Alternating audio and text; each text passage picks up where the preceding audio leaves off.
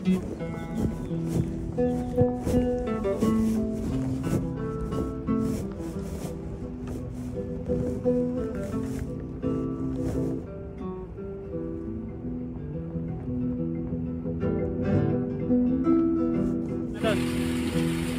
mo na.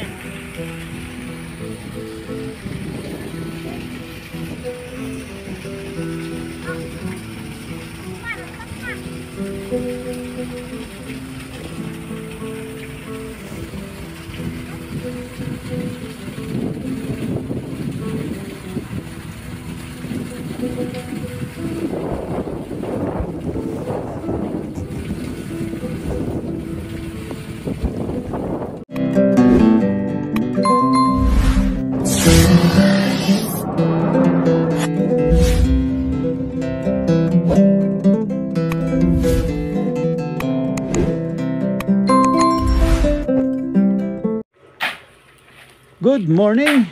Hello everyone! Welcome to my vlog. Mga ka-BSK, mapagpalang araw po sa ating lahat. Ayan, napakaganda ng panahon. Hindi mainit, hindi malamig. Ayan mga ka-BSK, pinagpapatuloy nila yung mga naiwan na trabaho nung nag-flooring sila kahapon. Kaya yan ngayon at nililinis yung kitchen dahil yan hindi na flooringan dahil elevated niya yung flooring ng kitchen. Yan sa may cabinet, yan para pag pinalagyan ng pintuan medyo nakataas ng konti at merong banggaan ba ng mga pintuan. Yan mga ka-BSK at yan po ang gawa natin ngayon maghapon na to at yung mga dapat pang kikinisin kinisin yan para dire-diretso na pasukat at yan mga ka-BSK at yan na ayos na medyo hinihimas-himas na lang para lumitaw yung talagang kulay.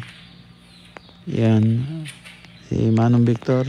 Susunod titirahin niya yung mga kantuhan na bintana para matapos na. Ayan, at si Fernando ay merong ginagawa doon sa likuran. Kinukonekta niya yung mga tubo na hindi na dahil umuwi siya ng Nervesia, hindi niya nakabit para magkaroon na ng tubig sa lababo at sa kubeta. Ayan mga ka-BSK, maya lang titignan natin kung anong natapos niya.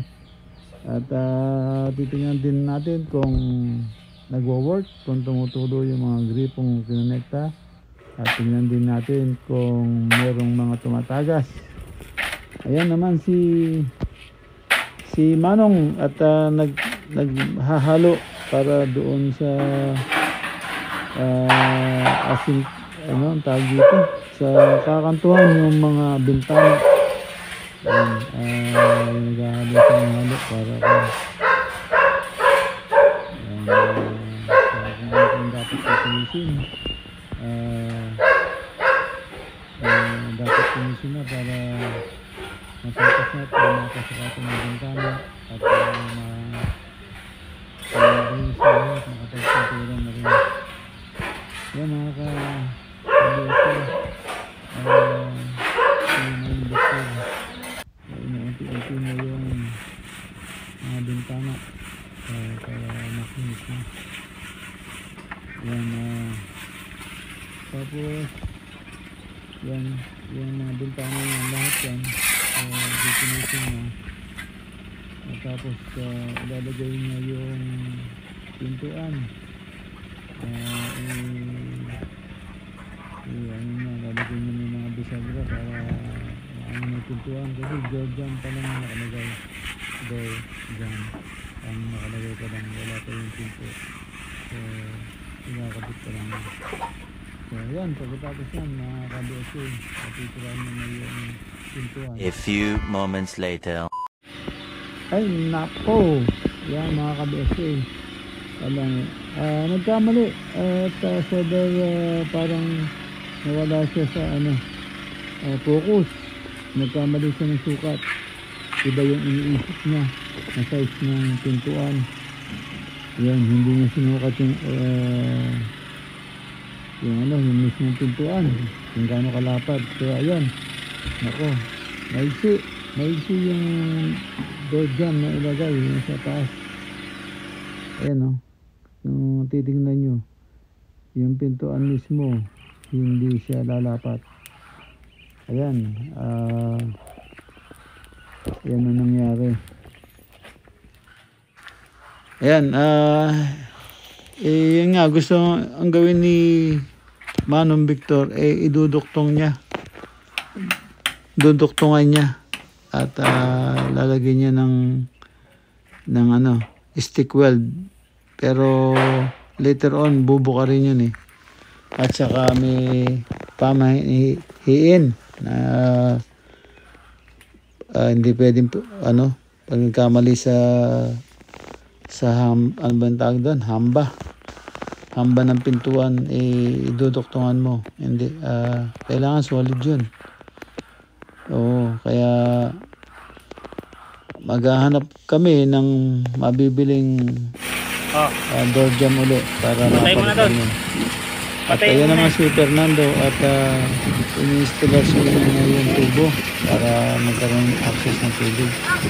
So hindi niya nagawa, but siya ng siya, kaya yan, naikabit niya. At ngayon, yun, nasobrahan ng tubig. Nag-overflow ang tangke. Yan, maawas yung tubig. At yun, hinayaan na lang umawas yung tubig para naman malinis yung tangke, mawala yung alikabok, yung dumi. Yan, hinayaan tumulo. Yun, nakabit na yung mga tubo. So ngayon, itetestingin na lang natin yung mga gripo kung may lalabas. Sabihin, kung wala lumabas, wala, hindi na ikabit yung tubo. Yun, kita nyo, lakas ng tubig na. Ayan, at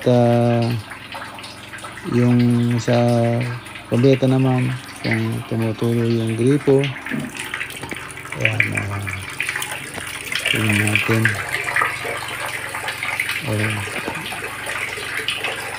Ayan, binuksan niya. Ayan, shower ba o ano? Baong pagsabayin, walang, yan, tumutuloy yung tubig sa gripo. Ano yung sabayin? Dahil walang papalit na tubig dyan sa shower. Yun mo, tumutuloy yung sa yung sa bowl. Yan, nagpupunta ng tubig. Binuksan mo yung shower head. Walang tutulong tubig, konti lang. So, yan, hindi masyadong malakas yung sa shower. So, tingnan natin, baka mapalitan ng shower head. 346 minutes later. Yan po, mga ka-BSK, yan po ang nangyari. Nagkamali ng sukat doon sa pintuan. Kaya yung door jam naputol na maigsi. So yun, nung kinabit na yung pintuan, hindi pa rin alam na maigsi. Yun, nung naikabit na yung pintuan, na isasarado, yun na. Bumangga, hindi na maisarado. So yan, kailangan tayo na maghanap ng mabibilan. Yan, lumakad si Fernando at naghanap sa store ng mabibilan. Ayan, nagtanong kami sa nagbebenta ng mga door jam at saka mga pintuan. Yun, at hindi pala isang set ang binibigay nila dito. So kaya balik kami dito sa Wilsons. 346 minutes later. Ayan mga ka-BSK, nakabili na po kami ng door jam. Wala po yung maiksi, kaya yung malaki na lang binili namin. Nagdoble presyo, pero okay lang para matapos lang. So yan, nakabili na nga. At tapos ngayon, yung natira dun sa pintuan na mailagay yung switch saka yung mga saksakan, yan, inaayos ni Fernando hanggang sa maplatadahan niya. Mga ka-BSK, yun, palatadahan na ni Fernando yung wall na nilagyan ng tubo para dun sa switch. at saka dun sa saksakan. Ayan, ngayon na ito naman ang sinunod niya, yung pagpo-flooring ng poso. Ayan, para hindi sila nagpuputik. So ayan, ayun na rin niya. Hinaluan na rin niya para malagyan ng flooring ng buhos yung ano, yung poso. Igiban ng tubig. Ayan,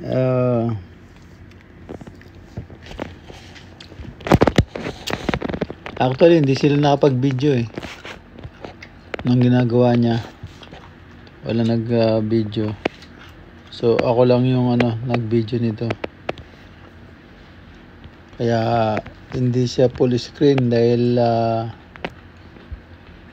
video call yung ginamit ko. Kaya maliit ang screen niya. Ayan, malapit na siya matapos dun sa flooring. At lalagyan niya ng goma para lalagyan ng water pump. Ayan, pagka meron siyang sobra,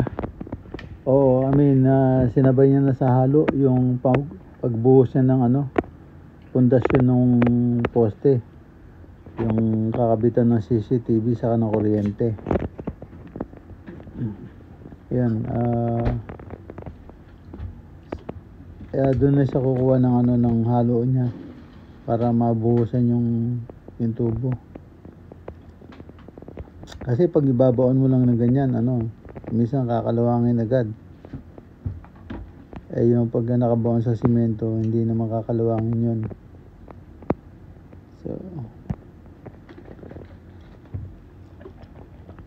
So kaya kailangan bubuhusan yung pundasyon para hindi basa-basa mabubunot.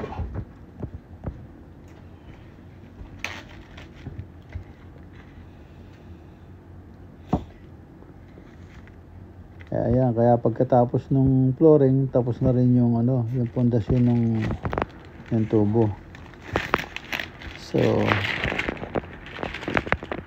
kaya medyo inaapura rin niya para matuyo agad yung yung flooring ng poso.